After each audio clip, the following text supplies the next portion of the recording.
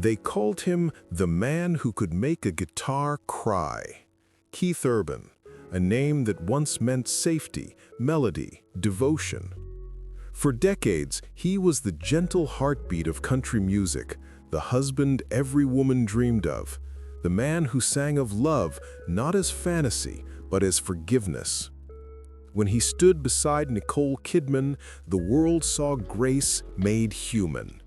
Two Australians, two survivors, two stars burning in the same light. But even light, when it burns too long, begins to cast a shadow.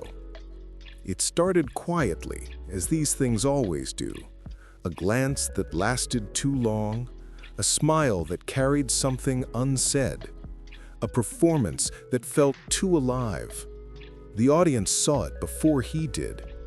On a night filled with golden lights and champagne laughter, Keith Urban shared the stage with a woman whose voice was both innocence and fire, Kelsea Ballerini. She was the rising princess of country pop, half his age, but carrying the same kind of ache in her tone that had once made him famous. Their duet began as a tribute, just a simple merging of voices. But as the music unfolded, something electric happened. Not between the instruments, but between souls. The way he looked at her wasn't mentorship. It was memory. It was recognition. The crowd felt it, so did the cameras. Twitter burned before the final note faded. Did you see that? The way he looked at her? It wasn't just a song. Rumors flooded faster than melodies. Studio insiders whispered about late-night sessions, lyrics too personal to be fiction, text exchanges filled with creative metaphors that sounded a little too intimate. Every time Keith spoke about a new wave of inspiration, people couldn't help but wonder who that wave was. In his latest concert, he introduced a song called Whispers in the Rain. It wasn't on any album, it wasn't planned, just him, his guitar, and words that felt like a confession wrapped in poetry. She came like thunder wrapped in quiet, he sang, and I forgot the sound of my own silence. Fans gasped. Nicole Kidman smiled in the audience, but her eyes lingered a second too long, as if she too had heard the truth hidden in the melody. The press went feral. Is this art, or is this the beginning of something real? Keith laughed it off. It's just music, he said. But in Nashville, people know better. Music has always been where truth hides. Behind every glittering award shelf lies a story no one dares to sing. Behind every legend is a moment when the heart decides to betray its own peace. And for Keith Urban, the man who once promised the world that love could be eternal, a single connection now threatened to rewrite his entire song.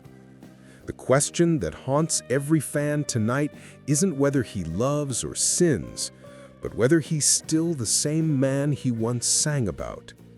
And in that uncertainty, the city listens, waiting for the next note, the next truth, the next heartbreak set to a perfect tune. Before the sold-out stadiums and the flash of platinum lights, there was a small boy standing barefoot in the red dust of Queensland, Australia. A child with tangled blonde hair holding a guitar too big for his body and a silence too heavy for his years. His name was Keith Lionel Urban, born in Whangarei, New Zealand in 1967, to a father who drove trucks and a mother who sold hope in the form of cheap trinkets.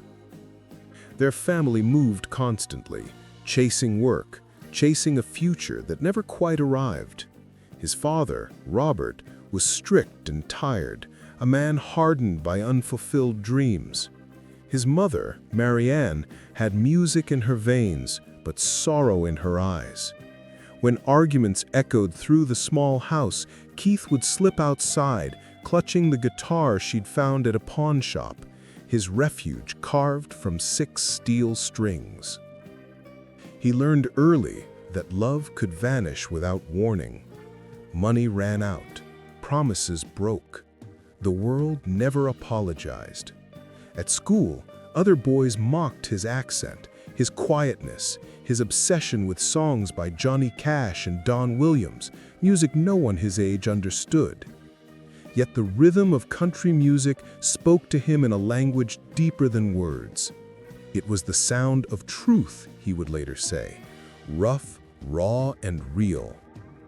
By 10, he was performing at local fairs, his tiny hands moving across the frets like they were maps to another life. The applause filled the emptiness he didn't yet know how to name.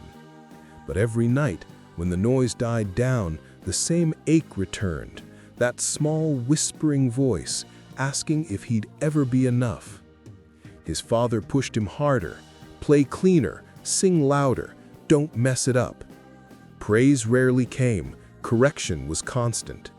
Each criticism left a scar, but also a strange hunger, a need to prove, to please, to perform. It was the seed of perfectionism that would one day win him Grammys and cost him peace. When adolescence came, so did the chaos.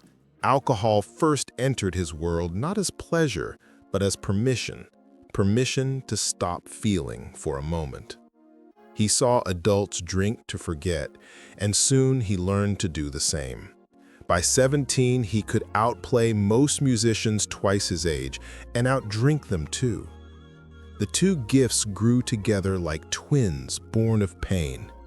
And yet, amid the noise, there were flashes of grace. His mother's voice humming from the kitchen, the smell of rain on the tin roof, the first time he heard applause that wasn't pity, but awe. Those were the moments that told him there was something larger waiting, something sacred in sound itself.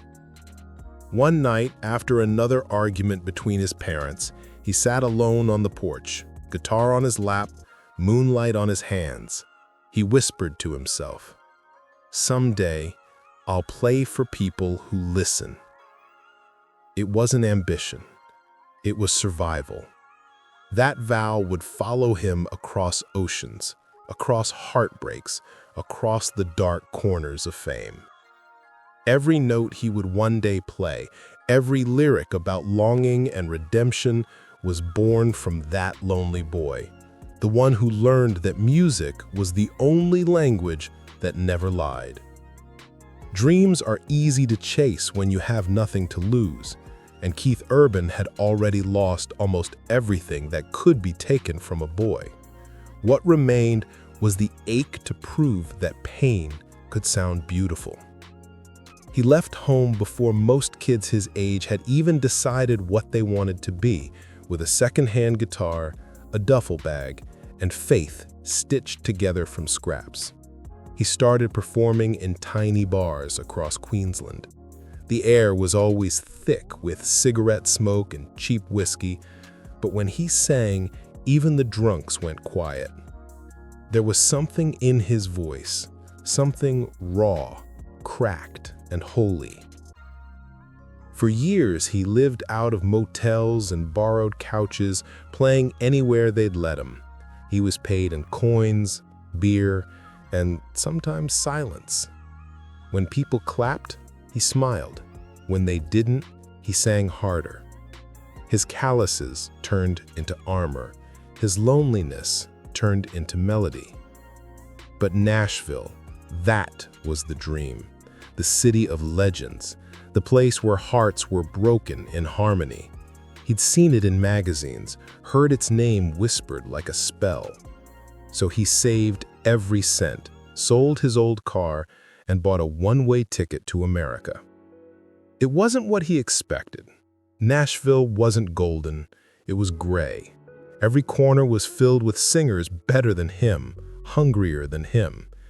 He spent nights sleeping in a friend's basement, scribbling lyrics on pizza boxes. Record labels turned him away. Too foreign, too raw, too risky. The polite smiles cut deeper than insults. But he refused to surrender. Music was no longer a dream. It was the only way out. He played in empty bars for strangers who didn't care. And yet, somewhere in the haze of rejection, something extraordinary happened. People started to remember his name. His guitar solos were lightning. His voice, smoke and fire. He didn't sound like Nashville. He sounded like every emotion Nashville had forgotten. By the late 1990s, he caught the ear of Capitol Records. His first album, simply titled Keith Urban, landed in 1999 and changed everything. But for the grace of God, shot to #1, and suddenly, that barefoot boy from Caboolture was the new prince of country music. Yet with fame came ghosts. The faster he rose, the louder the noise inside him grew. He started to drink more. Success, it turned out, was just another addiction with a prettier bottle. By the 2010s, Keith Urban was no longer just a country singer. He was a myth in motion. His concerts weren't performances, they were pilgrimages. Fans came not only to hear his voice, but to feel the pulse of their own heartbreak reflected through it. Every lyric was a confession, every chord a piece of his soul. Beside him stood Nicole Kidman, ethereal, luminous, steadfast. The world adored them together. Hollywood royalty and Nashville's poet, hand in hand, walking red carpets like they were strolling through heaven itself. They seemed untouchable, proof that love could survive fame, addiction, and the endless spotlight. But even fairy tales tremble when reality begins to hum beneath the music. Fame changed everything. It gave Keith everything he'd ever wanted and took away the one thing he needed most: quiet. Every award, every applause, every sold-out show only reminded him that silence no longer existed. The louder the crowd screamed, the lonelier he felt. Still, he worked relentlessly. He released Fuse, Ripcord, Graffiti U, each album a new layer of brilliance. Critics called him the king of country love. Fans saw him as a savior. But deep inside, Keith was searching again, for meaning, for inspiration, for something that felt alive. That was when Kelsea Ballerini appeared, young, hungry, radiant. She was country music's next flame, a woman whose smile carried the kind of pain only old souls understood. She grew up idolizing him. Posters of Keith covered her teenage bedroom walls. She learned to write songs by copying his lyrics line by line. Their worlds collided when she joined The Voice as a guest mentor. Keith, now the seasoned icon, took her under his wing. What began as guidance slowly turned into something more mysterious, a creative kinship that neither of them could quite explain. She'd call him Mr. Urban at first, shy and polite. He'd laugh and say, "Drop the Mr., it makes me sound ancient." They'd talk for hours about songwriting, rhythm, the way pain shapes beauty. Sometimes silence would stretch between them, not awkward, but electric, the kind of silence that feels like a song waiting to be written. Nicole noticed, of course. How could she not? The way his voice softened when he spoke of Kelsea, the light in his eyes when he mentioned her name. But she stayed graceful, as always. After all, Keith had mentored many artists before. Why should this be different? Then came the award shows, their duets, the chemistry impossible to disguise. When Keith and Kelsea sang together, it wasn't performance, it was conversation. The microphones vanished, the crowd blurred, and for those few minutes, there were only two souls and one rhythm. Social media exploded. Fans wrote theories, tabloids screamed headlines, and every slow-motion clip of their shared gaze became internet gospel. But when asked, both laughed it off. "We're just friends," they said. Yet in every denial, there was hesitation, the kind of pause that truth often hides behind. For Kelsea, it was admiration. For Keith, it was recognition.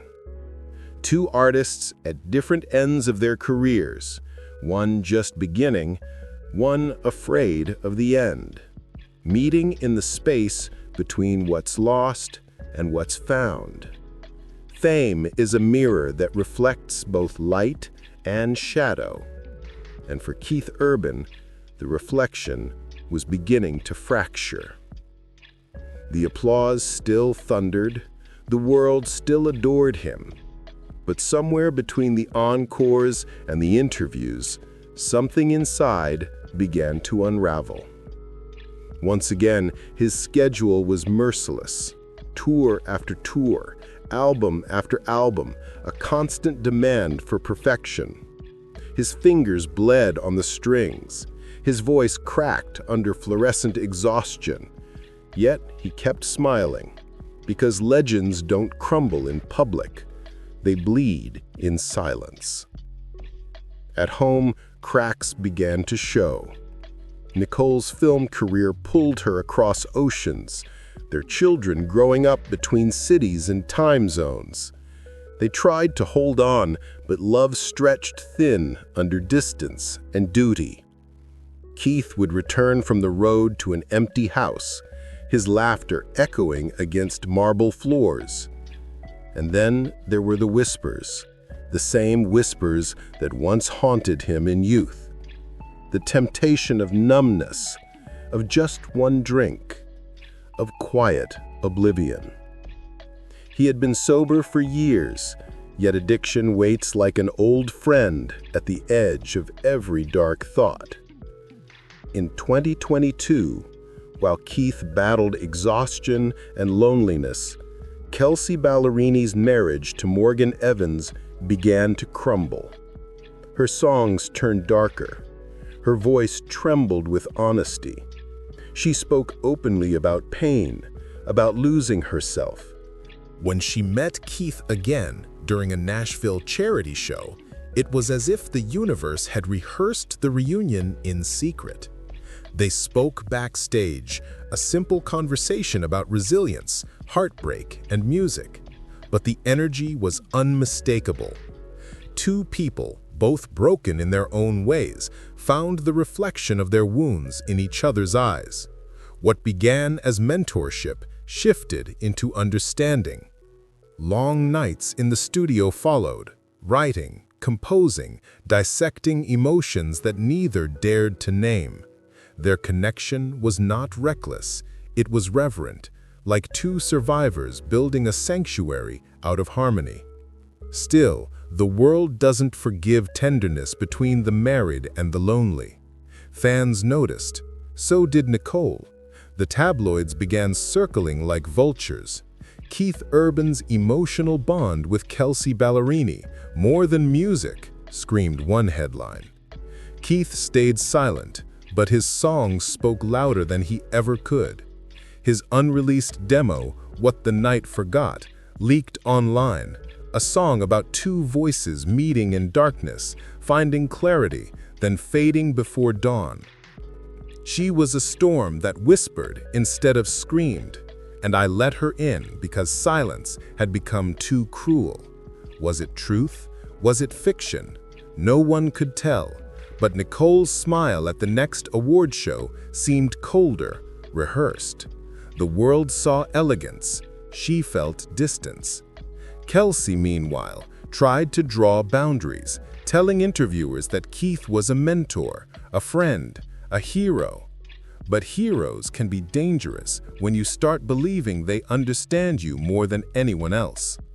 And so what began as inspiration grew into a quiet ache neither could erase.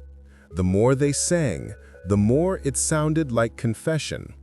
The more they denied, the more people believed. Behind the curtain, the legend who once conquered addiction found himself addicted again, not to substances, but to connection, to the feeling of being seen by someone who needed him as deeply as he needed redemption. It was the cost of being a legend. You become a symbol for everyone except yourself. And somewhere deep in Nashville, under neon lights and whispered secrets, Keith Urban realized that no melody could save a man from the sound of his own heartbreaking. Every city has a sound, and in Nashville, the quiet between notes carries its own kind of truth. In that silence, Keith Urban and Kelsea Ballerini had built something neither could define. To the world, it was art. To them, it was survival. They began writing together in hidden studios outside of town, away from the lights, away from eyes that turned every breath into rumor. There, stripped of fame and expectation, they spoke not as idol and admirer, but as equals, two weary souls who understood the weight of being adored and misunderstood all at once. She was newly single, rebuilding herself from the ashes of a failed marriage. He was still married, trying to protect the fragile peace he'd promised Nicole years ago. But somewhere between the chords and the quiet laughter, their pain began to rhyme. One night, as rain pattered against the studio roof, they finished a song called "The Quiet Kind of Love." It was haunting, too intimate to be casual, too honest to be fiction. When they played it back, neither spoke. Kelsea wiped a tear from her cheek. Keith turned away, his hand trembling slightly. "We can't release this," he murmured. She nodded. They both knew why. But music has its own rebellion. It refuses to stay buried. Word spread that Keith and Kelsea were crafting something extraordinary, something real. Fans begged for a duet. Producers hinted that the chemistry was unmanufactured. When they performed together again, the stage lights painted them in gold, but their eyes betrayed the calm. The rumors grew teeth, paparazzi photos of them leaving studios late at night, anonymous sources whispering about unspoken feelings. Yet when confronted, both smiled that same wounded smile. It's just art. Nicole, in her quiet grace, stood by Keith at every public appearance. Her hand on his arm looked gentle, but her eyes were searching, not for guilt, but for distance. She once told a friend, "You don't lose a man all at once, you lose him note by note." Still, no scandal ever broke. No proof, no betrayal, just tension, heavy as humidity in July. And in that uncertainty, the myth grew. People didn't need evidence, they needed belief. Because the story of two broken artists healing each other was more intoxicating than truth itself. When Keith finally released "Burning in Silence," fans froze. The lyrics were a confession written in disguise. "You were the calm that felt like chaos, the echo I couldn't unhear. If I never said your name aloud, it's because I never stopped whispering it here." Critics called it his most vulnerable work since Love, Pain, and the Whole Crazy Thing. But to those who listened closely, especially one woman in Tennessee, it sounded like a farewell. In a rare interview, Keith was asked what inspires his songs of late. He paused, smiled faintly, and said, "Sometimes the muse isn't a person. It's what that person awakens in you." And that was all he ever said. Whatever truth lived between him and Kelsea stayed locked within the music, tender, untouchable, eternal. Because some stories aren't meant to be understood, they're meant to be felt. Time has a strange way of blurring the line between what happened and what we only imagined. The headlines have quieted now. The noise has faded into a hum, soft, persistent, almost musical. Nashville has moved on to new gossip, new stars, new songs, but somewhere beneath the surface of that restless city, two names still echo together like a chord that refuses to resolve: Keith Urban and Kelsea Ballerini. Keith is 57 now. The wildness in his eyes has mellowed into something wiser, sadder, more serene. His hair has turned silver at the edges, his voice deeper, his performances slower, more spiritual. When he sings these days, it's less about fame and more about forgiveness. Forgiveness for himself, for the choices he made, and for the silence he kept at his concerts. He still plays the old hits: Somebody Like You, Blue Ain't Your Color, The Fighter. But there's a new tenderness in the way he performs them. It's as if he's singing to ghosts. Sometimes, between songs, he looks into the crowd and smiles that faint, faraway smile, the kind that hides entire chapters behind it. Nicole Kidman stands by him, radiant as ever. She claps, she beams, she holds his hand on red carpets. And maybe that's love. Not perfection, but endurance. The kind of love that stays even when it's been tested by the fire of fame, temptation, and time. She once said in an interview, "You don't stay married to a man like Keith because he's flawless. You stay because you've seen his soul, and you choose it anyway." Kelsea, now in her early 30s, has become a star in her own right. Confident, luminous, finally free. Her songs brim with maturity and quiet wisdom. When asked about Keith in a recent podcast, she smiled softly and said, "He taught me that broken doesn't mean done. Sometimes you meet someone who shows you the parts of yourself you forgot were still beautiful." Then she added, almost to herself, "I hope he knows that the world never got its scandal, never got the confession it wanted. Maybe that's for the best." Because what they shared wasn't betrayal, it was something subtler, more fragile. It was two artists standing in the same emotional storm, recognizing the echo of their own wounds in each other. Keith once said that music is the language of unfinished feelings. Perhaps that's what this was, an unfinished feeling wrapped in melody, carried by time. Years later, during a benefit concert in Nashville, the impossible happened. Keith was performing alone under a single spotlight when he paused mid-set and invited a special friend to join him. The crowd erupted as Kelsea walked on stage. No one expected it. No one breathed. They sang The Quiet Kind of Love, the song they once promised never to release. It was stripped down, acoustic, trembling with honesty. Every word felt like closure and confession all at once. When the final note lingered in the air, they didn't speak. They simply looked at each other. One long, wordless moment, then smiled and walked off opposite sides of the stage. The crowd stood in silence, not daring to clap yet, because some endings don't need applause, they need reverence. That night, Keith wrote one last line in his journal before sleeping. "Some connections are not meant to be understood, only remembered." And perhaps that's all this ever was, a memory that changed them both, a melody that healed more than it hurt, a chapter hidden but never forgotten.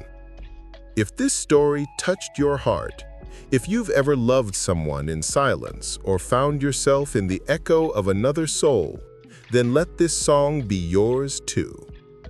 Like, share, and subscribe to keep uncovering the hidden chapters of lives lived between fame and feeling, between truth and myth, between heartbreak and grace. Because sometimes the most beautiful stories aren't the ones we tell aloud, but the ones that still sing quietly inside us long after the last note fades.